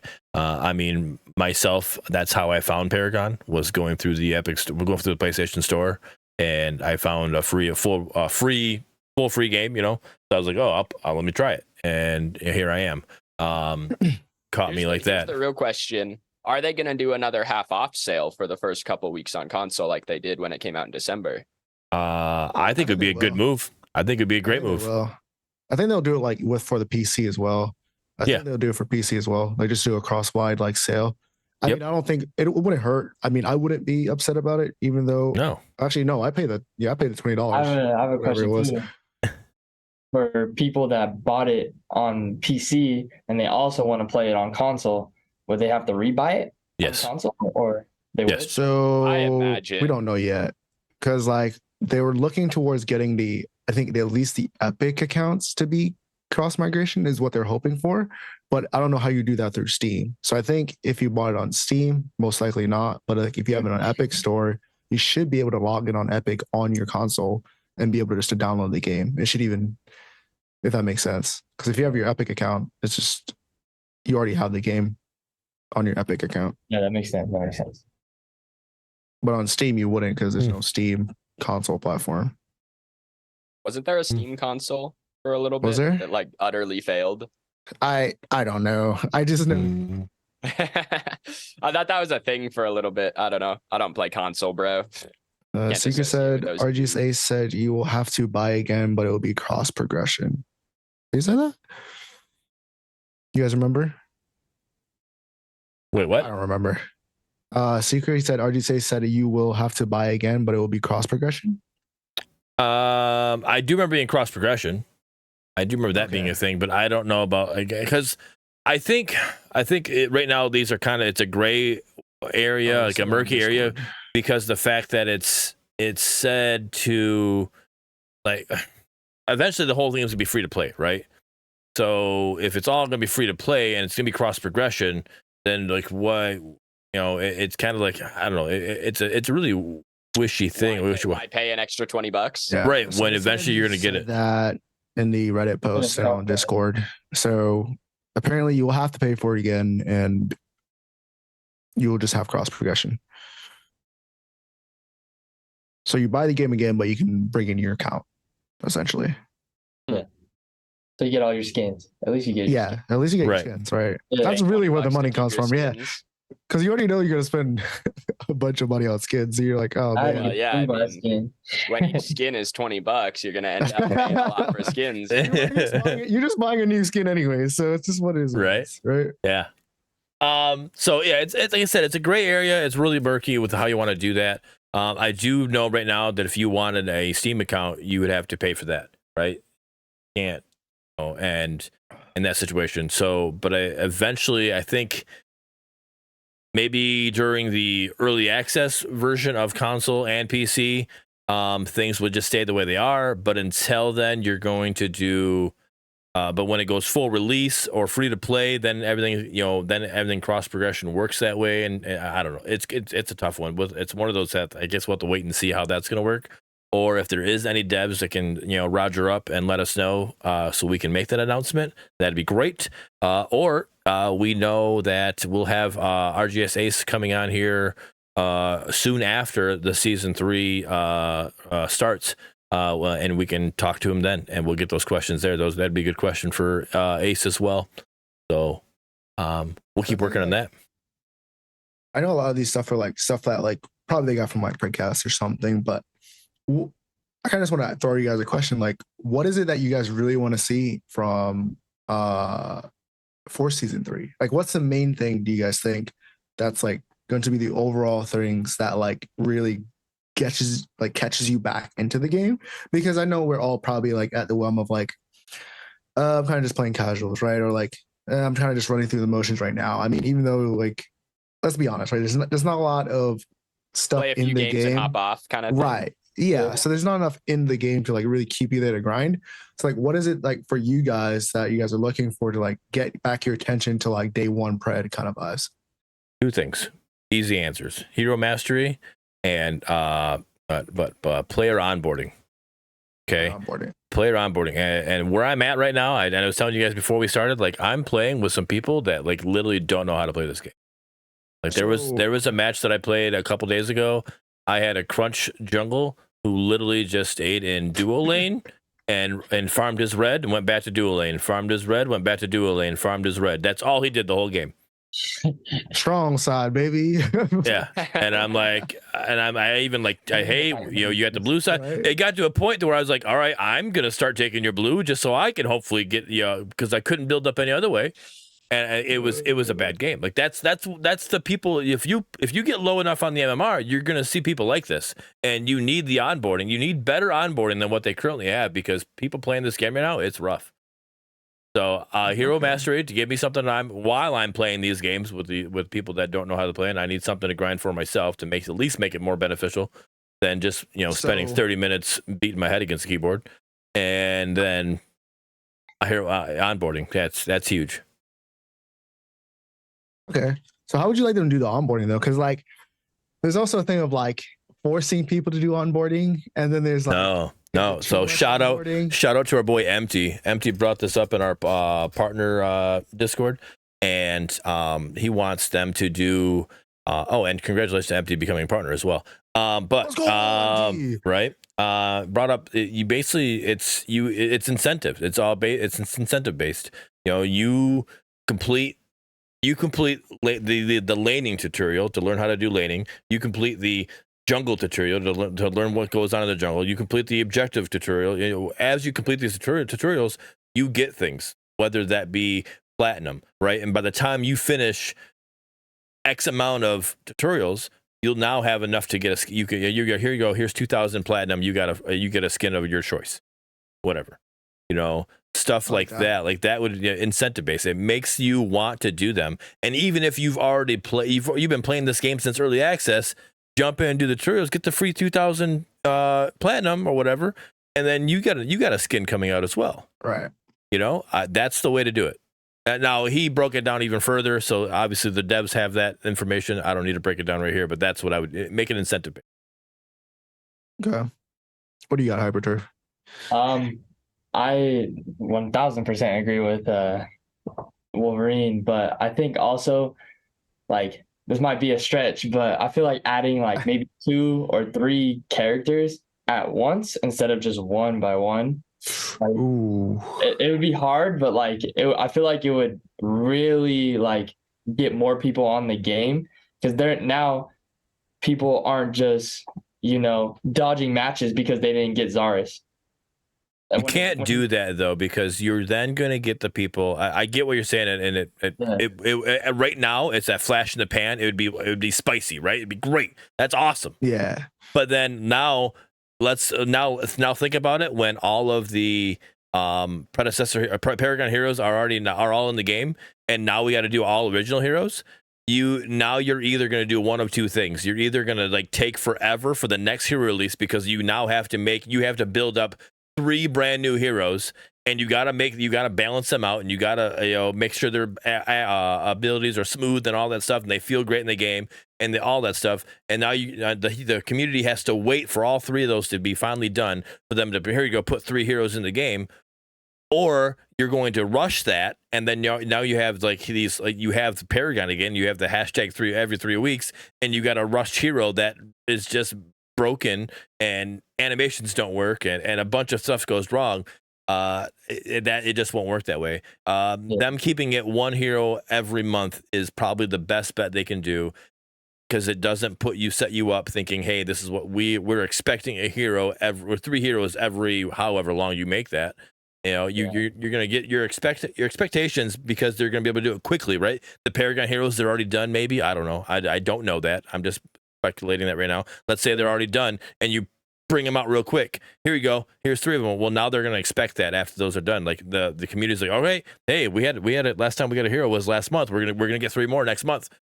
Well, hold up. That's asking a bit much, and expectations would be crazy high. So I definitely agree with you. I think that'll be too much for them, but I don't think you're ever going to get away from the whole entire like new hero comes out, I'm going to play, like I want to play this hero. I think that's kind of a thing. But I think because what I want is like I don't need them to open up with rank mode for season 3. I would want to wait for console for that, just to have a little bit more of a player base. But I think when rank comes out and like maybe like an ARAM or something comes out, there's more game modes for you to try. And especially in ranked, people are not going to try and like auto lock too much the new hero, right? Because they don't know if it's OP yet, right? They're going to use that in casuals, right? And then for ARAM modes, there's a lot of people more forgiving for ARAM modes, right? Like they're able to be like, I don't care about new hero right here. I'm just playing for fun, right? A lot of casual players. So I think that right there would just be good to have, just a little bit more game modes. And then I just literally want to have mastery skins or like contracts or whatever they're talking about, right? I want to be able to just grind for something ridiculously. Like I want to get my steel to annoy Bearded at level 5,000. So he knows whenever he loads into the match, this is level 5,000 steel he's going against. So other than that, I mean, that's really what I really want. Well, the problem is your MMR is way too high to play against me, so that wouldn't happen anyways. But don't worry. You're gonna grind that up on your alt account. Yeah, you're gonna grind that up on your alt account. All right, that's interesting. Good luck with that. It will be worth it to just go open up Bearded stream and be like, he's raging at it. Like, why is he still here? He doesn't know it's me. And I'm just gonna message him afterwards. Like, that was me. Messed up. I want to see like masteries and shit would be cool, but like the number one thing that I want to see for season, what is it, 3? Yep. I want them to be ballsier with balance changes. It's the number one thing I want to see right now. See, I understand that balance is like difficult and shit like that, but it just feels like so many of those in between patches that we get just don't matter. All right. So here's how I feel about this, and correct me if I'm wrong, because I get it. I know I play at a lower tier of skill, right? I get that. So tell me I'm wrong, and I'll understand. But but this is just me reading the patches and also playing the game and seeing the win rate and pick rate and all this stuff that with these heroes. These heroes are pretty well balanced. Like there might be some odd ends here or there, but like, and one thing I can see with the balance is like besides the Kalari, they sure are just now getting the heal back. Like, and that was a while ago. They took that away. There's not like I look back and I kind of think like again. I know all the Fault haters are gonna be sitting there chiming in chat and comments, but like Fault, there was a lot of Fault. Like they would like be crazy aggressive with their balance. Like here we go, we're gonna nerf like this, and then all of a sudden there's like, all right, we got to bring that back. All right, we gotta buff this back up because we over shot our balance, right? They're not. Predecessor's not doing that. There's not a hero that's all of a sudden just like because for Fault, Kalari was I think 8 patches in a row was nerfed because they could never do what they needed to do. Like they never hit their spot, right? And there's not a hero here that's like, okay, we're gonna hit for the next 4 patches. We're just like we keep on nerfing or keep on buffing this hero that's and because they feel that they're that bad. Like the only one I can think of is Twin Blast, and it was because like all right, it's possibly the items last big patch. Here we go, we're nerfing these patches, we're nerfing the items and we don't want to basically put Twin Blast in a bad spot. And then now they're like, hey, now let's bring him down.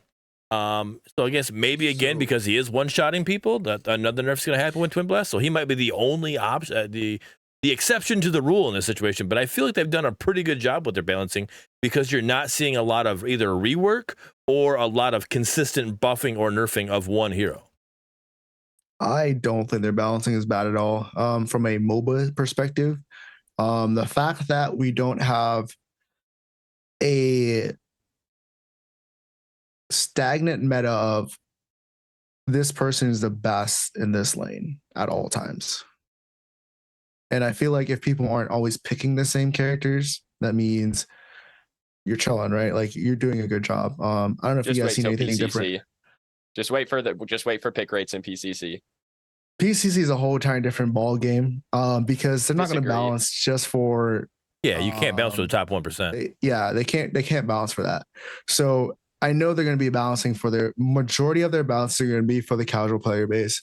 So the fact that in the casual player base you can pick more than one, I think that's pretty good. And I don't think there's any hero that's really broken, even if it comes to the PCC, other than Bellica. Bellica is just ridiculous. Bellica and Decker will have a 100% pick ban rate in PCC. I would put money on. But I mean, if we do look at it though, like even with like Wiggly's talk show, like Decker only had like a 47% win rate, right? But she's like the most picked. So like, it's not necessarily that she's broken. I mean, even in the game she was picked, she lost as well. So I don't think it's that Decker's. I mean, I think Bellica is more broken than Decker. I would agree. But other than Bellica and like I said, like Twin Blast, like that's more of the casual side of things. Like even in comp, you don't really see him really doing too much. Or not even picked up as much as well, right? So I just feel like they're doing a pretty good job. If I look at both ends, like from my gameplay experience, from like the PCC in general, just looking at the numbers, I don't think it's too far off fetch. But like you said, I do have to also see the next PCC. We don't know what the hell. I think you guys are cooking up. So I think the main thing that because again, so this is an issue that I've talked about a lot on my stream, which is the Paragon heroes are difficult to balance because most of them have, I say most, how many heroes do we have in the game? 20, 29 or something like that, 28 or something, right? 26 of those are Paragon heroes, and I would say between 15 and 20 of them are between the areas of not well designed and design mediocre, right? Oh, wow, so whoa. I think that makes them inherently difficult to balance. But the other thing that you can balance in a game like Pred that you couldn't do as much in Paragon just because of the different system is the items. Megacosm is literally like, how many games have you seen a mid laner not pick up Megacosm in the last 2 months?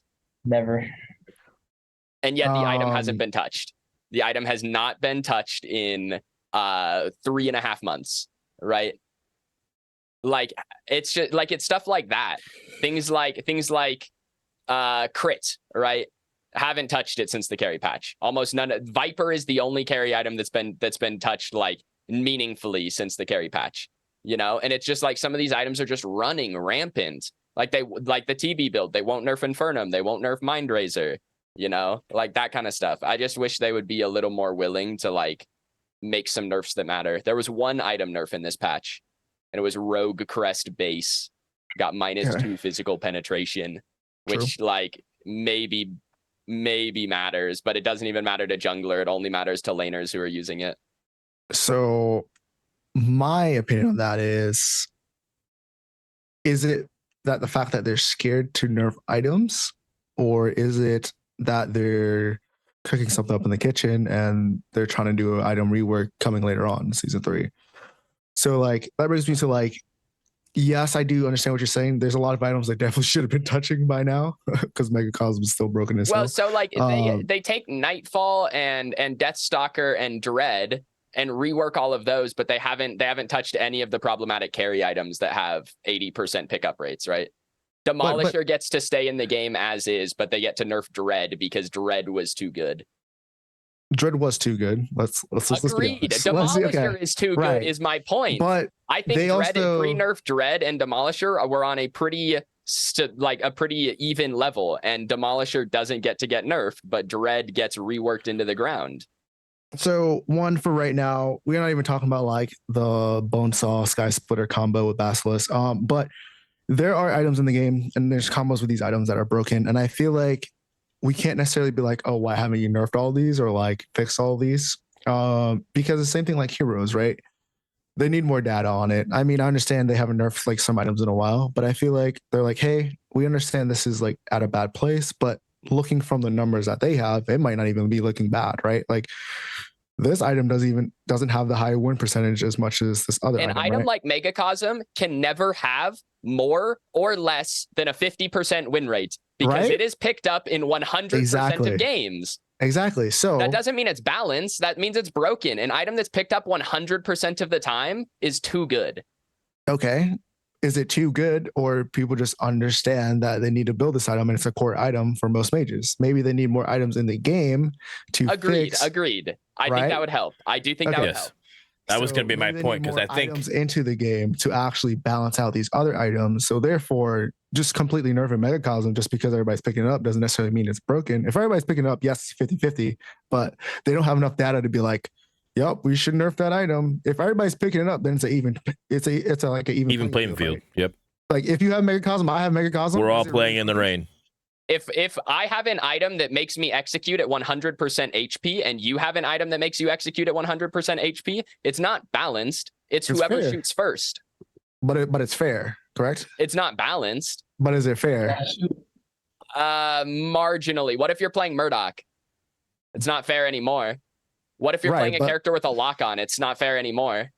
Well, there's also a lot of things in the game that's not fair technically, but it comes like I said before, a lot in these Predcasts, it's like a skill issue. Like understanding that person with that item, there's a lot of items in this game that are broken that you can counter with another item, in my opinion. I still think some of these items are bloated. And I think that they can be fixed by in a sense like cutting them in half and making a brand new item. And I think that's something that I can definitely say that I feel like they've been missing the mark on by not adding items. I don't know if they're waiting until they get new item arts or something like that, but like there should be something done here. Like we've been going, we're almost done with season 2 now. We went 2 full seasons without getting any new items, you know. And it's like, no, we got tainted. All right, tainted. Well, but wasn't that just a change of an item? It was a complete rework. Yeah, Right. complete rework, but I want to give him a little bit of credit. But I mean, wasn't that Leviathan before or something like that? Like that's all it was. Like it's not a new item. Sorry, let's go change. No. Let's just keep all the same. Let's say there's 50 items. Let's just change all their names. They're all new items. That's pretty much what you're saying with Tainted Bastion. It's like true. There's bring Leviathan back. Please do not bring Leviathan. But I mean, Leviathan back. Now that I'm a solo laner, I need it back. We've done reworks. Yes, I get that, but they actually hasn't added a new item. You know, like this is something new, and that's they should be adding that and getting that balance worked as well. Because when console comes and when free to play comes, we're having this more time to understand how items get implemented, and more time, all that stuff is gonna be more beneficial for the team, and it's gonna be more beneficial for us. We're not gonna just keep doing the same stagnant build that we know. Like we're gonna sit here like, all right, hey. Let's try the new Megacosm, because this one's the same thing on mages right now that you could build December 1st, and it is a good build. It was a good then, and it is good now. Same 5 items. Oh. I do agree with you. Mid lane has not changed their build in the literal first patch of the game. It's literally the same items. But I do think like if we were to really look onto it, like there's a reason why they haven't really touched items, and it's because they're like, you know what, let's focus on these heroes, make sure these heroes are balanced. As long as nothing is too outrageous, anything that's too outrageous in their data, because let's be honest, like they said before, they don't make any changes unless it has to do with their data, right? Like you can come to them and be like, this is broken, right? But if it's not in their data change, get good. Exactly, get good, right? So I think that's yeah, it's not the matchmaking, right? It's just you, Pinzo. But yeah, so like I think we have to understand that on their side of things, like there's only so much they can actually act on based off of what the data says. And we have to kind of just go with the flow at this point. Like as long as nothing is completely outrageous like Dread was, I don't think Megacosm is on top of where Dread was. Getting 25% of your health back versus Megacosm. Only on a last hit, man. No. But with dealing 25% extra damage to someone tanky, that's fair on Demolisher? Yes, 30%. Well, it's 30% then. It's 25% bonus damage. On the same item, by the way. Same item. It has crit on it, too. I don't know if you guys know how OP Demolisher is. Demolisher is OP, but it's not as OP as Dread was, especially with how broken Nex is. Because Demolisher, to me, is not as broken as Nex is. And we can both agree on that. All right. So we are getting to our 2-hour mark. Let's table this discussion. We're going to come back to this the season 3 roadmap next week for sure, because I want to get. There's actually a lot of stuff in here, and it was done really well by the community member. But real quick, Efsixx, am I the only one that when I see the next crest that I think Navy Exchange? Or do you think that as well? Okay. I think so as well, yeah. Every time I see that, I'm like, wait a minute. So, all right. So on that note, though, let's do our outros here. Let everybody know where they can find you, what you got going on in the future, all that stuff. And Hyper, send me the. Never mind. I got it right here. Okay, got it. So we'll go the same way we did the intros. Again, let them know where they can find you, what you got going on in the future, and all that stuff. And any notes you want to say to the community, and any notes you want to say to the devs. So we'll go the same order we introduce ourselves: Hyper, Pinzo, Efsixx, and myself. All right. All right. Well, I first off like to say I appreciate you having me. Very grateful for being here. Typically, I'm usually streaming on Kick around like midday. I do Central Time, so I'm usually on around like in between 10 and sometimes 5 Central Time. So yeah, I'll be on there anytime, and sometimes I post YouTube videos, so you can find me there too. All right, and I am posting your link in chat right now. For anybody who is watching on the YouTube version, I will send these links over to Windu so he can put them in the description below. But also it is kick.com/hyperturf, and check them out there. So anybody who's live watching, I just posted the link. Click that link, give the guy a follow. Let's get him closer to that 75 viewers or followers on Kick. Let's get those numbers a little boosted here. Again, appreciate having you here. It was great conversation. So we'll look to have you again sometime in the future. All right. Pinzo. Yeah, I'm Pinzo. I stream every day, 1 p.m. Eastern. I upload YouTube content daily, youtube.com/Pinzo, etc. Yeah, we have PCC coming up. I'm the solo laner for Rogue. So be there, be square. We'll be playing, we'll be winning. Fingers crossed. Fingers crossed. I like that. And you luck never hurts, you know? Right? So you switched to solo lane for the PCC because you were tired of building the same thing in mid all the time? No, I've never played mid in PCC actually. I played He wants to be a mid. support primarily.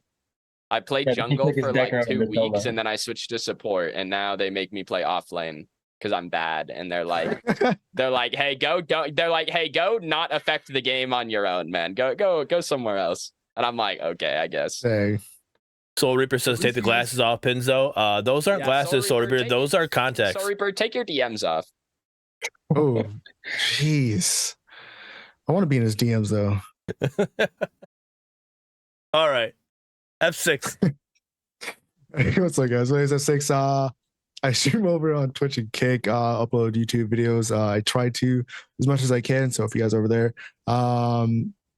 and then I also am a color caster over at the PCC. You catch me at 2nd and the 3rd of September, yelling at Pinzo, asking him why he's losing his offlane. Probably. But other than that, yeah, you catch me here on the Predcast as well. So All right. All right. As for myself, you can see me Monday, Tuesday, Wednesday, Thursday, live right here on Kick. And again, the Bearded Wolverine. And then you can get me on my Twitter or X. I don't know. I'm probably just gonna call it Twitter because I think the name X. I think the name X is stupid. Just being honest. So Twitter at T_B_Wolverine. But I'm really bad at editing videos and doing that stuff. I need to get back into it. I had a little smoothing going, and I'm not even going to tell you that I got stuff going there. But you can see me on YouTube, but it's not active. As active as it should be. But other than that, I appreciate every single one of you coming here, hanging out with us. Appreciate all the support. And again, future notes I already have working with RGSace, getting him on after the season 3. We got Alex, lead game designer. We got him scheduled coming on the 6th, the day after season 3 is supposed to go. And we got Ruba already scheduled to come on, and that's going to be around the 17th time, I think, is what I was looking at. I could be wrong, but so that's 3 main devs coming on, already scheduled, ready to go. And I'm working on getting the new congratulations to new community team member Stegs. I could be wrong. I'm probably saying his name wrong, and I'm sorry if I am. But congrats to them. That's how I would have pronounced it. Stegs, okay. Yeah. So yeah, congrats to them. Getting that. Then we're also working on getting him on here as well. So to get that little introduction going there. And then eventually, once I get through all these devs and all these community members, I'll be able to get Carrie on here, and I'll also be able to get Ray on here. All right, Ray keeps on pushing other devs to me, like, oh, get this person. So I'm fighting to get Ray on here. I know that's going to be great content, and that'll happen eventually. So, but on that note, we're gonna go raid this person. We appreciate you all, and we'll see you on the next. Peace. bye. Yeah.